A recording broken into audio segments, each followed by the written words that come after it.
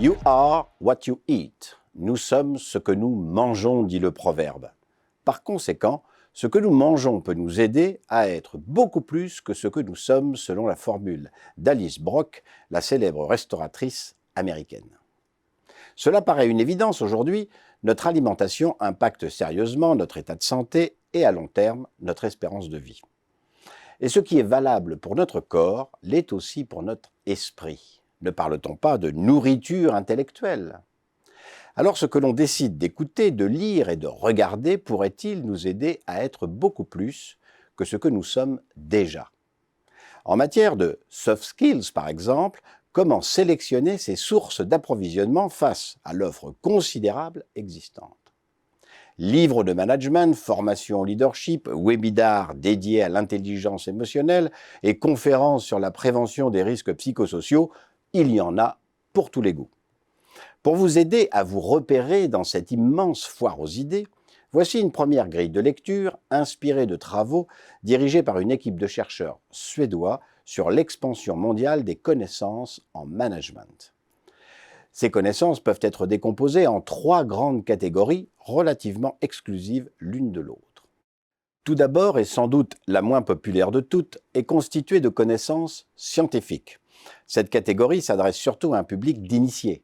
Ces auteurs sont majoritairement des chercheurs universitaires soucieux de produire des savoirs précis obtenus avec des méthodes rigoureuses, c'est-à-dire valides et fiables, ce qui les autorise à avancer des arguments de portée générale.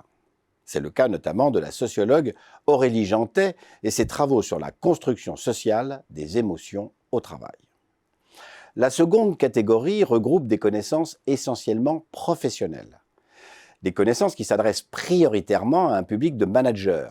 Leurs concepteurs peuvent être d'anciens dirigeants, des responsables expérimentés ou des consultants désireux de partager ce qu'ils considèrent comme les meilleures pratiques à mettre en œuvre.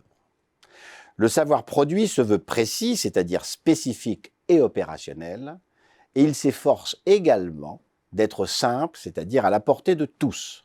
C'est le cas par exemple des ouvrages de la collection La boîte à outils chez Duno, dont la mission éditoriale est d'offrir à ses lecteurs des outils concrets et applicables tout de suite.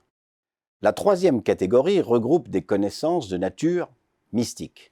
Même s'ils s'en défendent parfois, les promoteurs de ce type de connaissances sont comparables à des gourous assumant les rôles de guides spirituels et de mentors.